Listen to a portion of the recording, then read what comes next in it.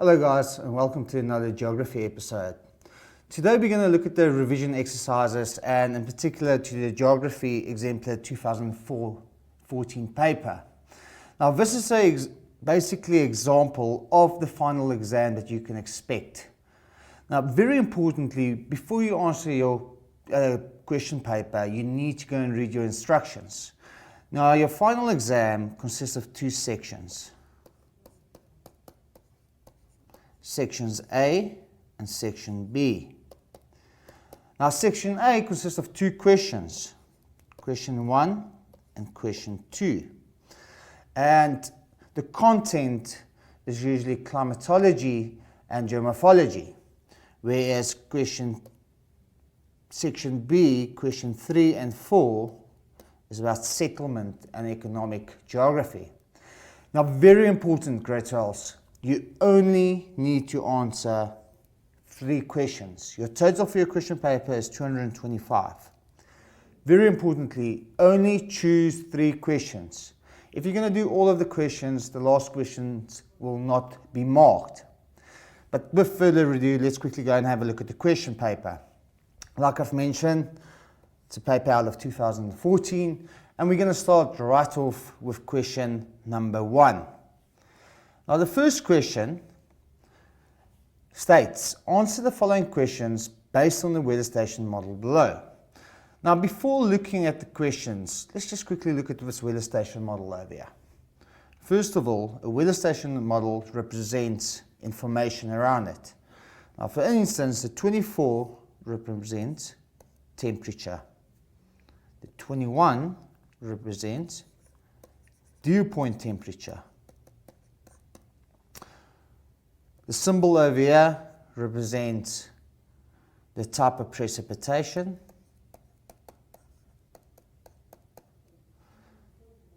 The body of the weather station represents the cloud cover. The stem represents the wind direction.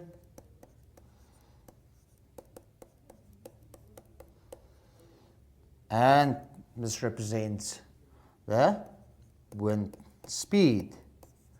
And to measure the wind speed, measure it in knots. Now that's your basic weather station model. First time you've done the weather station model was in grade 10. But let's just quickly look at the questions.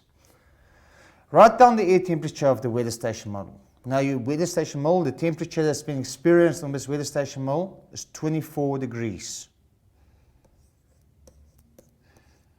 Okay. The next question, from which direction is the wind blowing? Now keep in mind, if you look at your weather station model, north is always on top. There's north, there's east, there's south, and there's west. And the wind direction over here, if this is north to south, east to west, there's northeast. So that will most probably be east, northeast is the correct answer. That's northeast. That will be north, northeast. And it will be much closer to east, northeast. So what will the correct answer be over there? East, north, east. If you look at our next question, what's the wind speed in knots? Let's quickly go back to the weather station model. Let's just quickly clean this area over here. Now, the knots that's being indicated over here is 10 knots. So the correct answer for number 3 was 10 knots.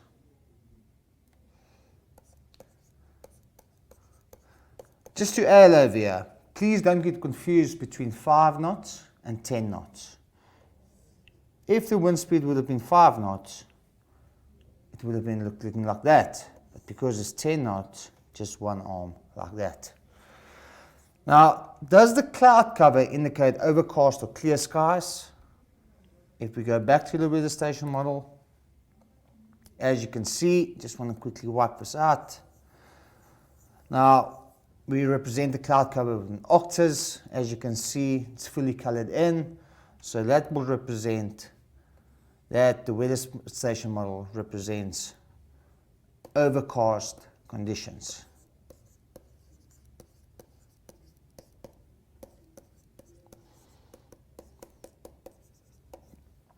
Name the precipitation shown on the weather station model. Now, where do they show the precipitation? Over there, and that small black dot represents rain.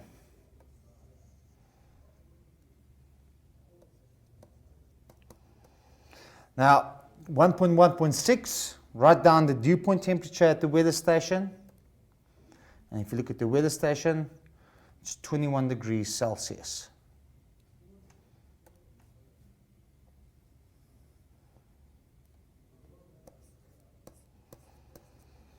Now, is the probability of rain high or low at this weather station model? Now, if you quickly look at the answers, first of all, temperature is 24 degrees Celsius, the dew point temperature is 21, the precipitation that's been measured over there is rain, and if you look at the cloud conditions, overcast.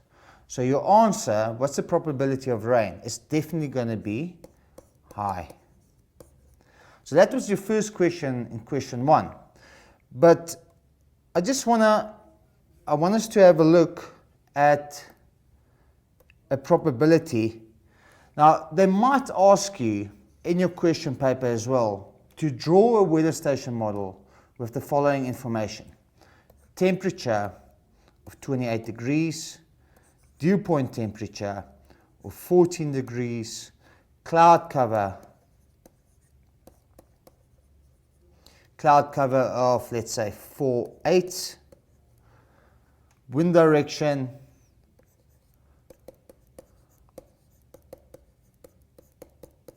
is let's say southwest, and wind speed is 15 knots, and let's say precipitation is thunderstorms.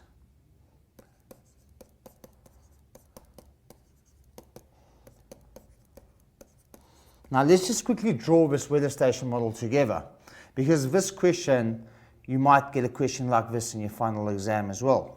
So we start with the cloud cover as 4/8, that's the body, and the cloud cover is half of that, colored in. Let's just quickly look at your temperature, 28 degrees Celsius. Very importantly, matrix, you can't fill in the temperature and dew point temperature. It needs to be top left-hand corner and bottom right-hand corner, left-hand corner for the dew point temperature, because we're only learning the basics over here. Around this weather station model is a lot of information, other information regarding the weather that the place experience. Our dew point temperature is 14. Just want to extend my page quickly. We look at that quickly. The wind direction is southwest.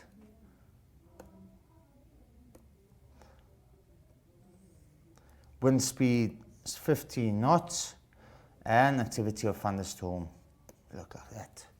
So that will be a same question, just when you had to go and draw the weather station model. Now let's quickly move to question number 2. Now in geomorphology, we looked at the different drainage patterns. In your textbook, we looked at the dendritic pattern, we looked at the trellis pattern, and we looked at the radial pattern. But over here, they've asked us the rectangular pattern. And the rectangular pattern is very similar to the trellis pattern. Now, indicate to which drainage pattern each of the following descriptions refers. Now, dendritic, if you can remember, resembles the branches of a tree. Radial is from a high-lying area flowing downwards from a central point. And if you look rectangular, they join at acute right angles, 90 degrees. Resembles the branch of a tree. If you look at this diagram over here, the figure, definitely dendritic. So the correct answer over there is dendritic. Now the next question, forms on rocks that have many joints and faults. Now, if you go back to the diagram, that will be your rectangular. Okay, remember when we look at the characteristics, what they look like, and the underlying rock.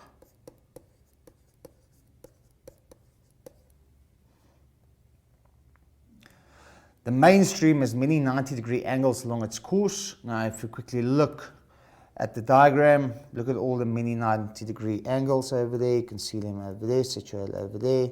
They join at 90-degree angles.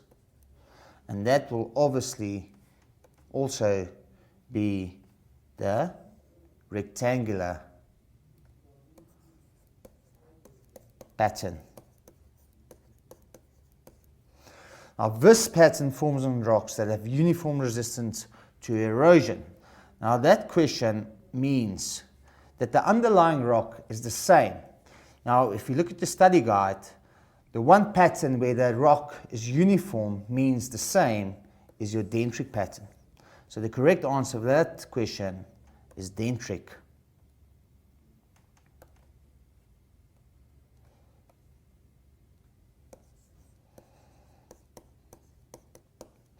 Streams flow away from the central point. That's quite an easy one to remember. If you look at it over here, as you can see, the streams flow away from a central point. There's a central point situated over there. And that type of pattern is your radial pattern.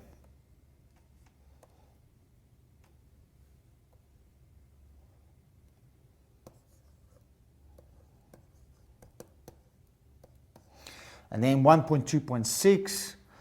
The tributaries join the mainstream at acute small angles. As you can see, that resembles the branches of a tree.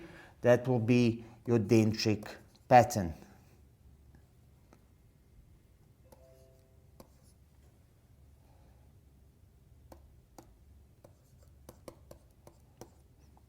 Only forms a massive igneous rock. And if you look at this area over here, the radial pattern, it flows from a central point. And usually the underlying rock is igneous rock.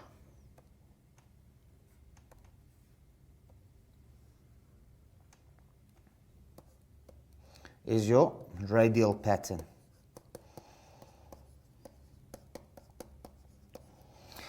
The tributaries join the mainstream at 90 degrees angle. So we previously looked at it, same question, but the tributaries is the other rivers joining the main river, and that will be your rectangular pattern. Now remember, these questions can come up in your mapper paper as well. But remember, when you go and study the table with the different drainage patterns, with their characteristics. The characteristics is going to be the type of underlying rock and what they look like. Now, if you look at question 1.3, it shows us a satellite image of a tropical cyclone. Now, first of all, tropical cyclone, what do we know about tropical cyclones? It's a low pressure system developing in tropical areas from 5 degrees to 25 degrees north and south of the equator. And what do we know about a tropical cyclone? It consists of a name, and the name indicates how many cyclones have there been in the season so far. Now let's just quickly look at the questions that's being asked over there. Now there's a satellite image. Now immediately I can identify that it's a tropical cyclone because I can see the eye and I can see the clockwise circulation of air. So that's already a tip and a clue that this tropical cyclone is in the southern hemisphere. Actually 2 clues, because what do we call tropical cyclones in the southern hemisphere close to us? Tropical cyclones. What do we call them in the northern hemisphere? Usually hurricanes. But that's the tip over there. They said that it's a tropical cyclone, so we know it's clockwise circulation of air, and you can see at A that the eye is visible. Now let's just quickly look at the questions. Name the center of the tropical cyclone labeled A on the satellite image, and that is the eye of a tropical cyclone. Now I'm just going to throw it in here. This is a satellite image, so it's basically like a photo. If we look in the synoptic chart, what's the eye going to be looking like? It's a symbol looking like this. Okay, surrounded by perfectly shaped round isobars and a pressure below 1000 hectopascal.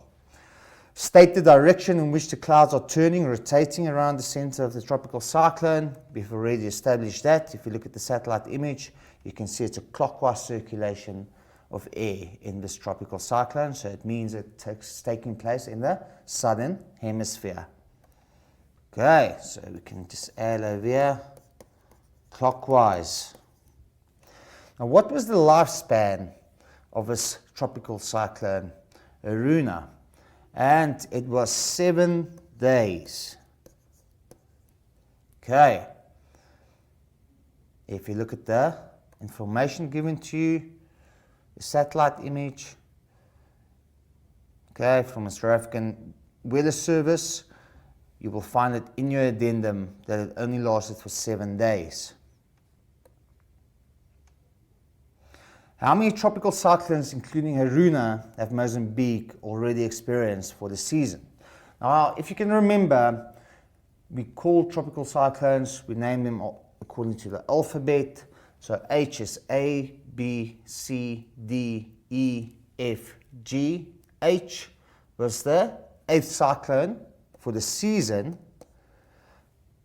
So that means Mozambique has already experienced the 8th tropical cyclone. Beforehand, there were 7 before it. Now, give one reason why tropical cyclone Aruna weakened when it moved out over Madagascar. Now, very importantly over here, when we learned about tropical cyclones, for the formation, it needs warm ocean temperatures above 27 degrees Celsius. It needs warm, humid conditions, and it needs to form between 5 and 25 degrees north and south of the equator. It can't form at the equator because of no Coriolis force. We need that Coriolis force for the rotating motion. Now, the reason why it weakened is because it moved over land. So immediately what happened? We removed the tropical cyclone from its source of energy. What happens over land? There's more friction. Whereas over the ocean there was no friction, and very importantly, there was no latent heat and there was no moisture. And that's the reason why. Give one reason why tropical cyclone Aruna weakened when it moved over Madagascar. It's because it loses energy. Because the ocean is its source of energy. After the break, we're quickly going to continue with question 1.3.6. See you now. Stay tuned.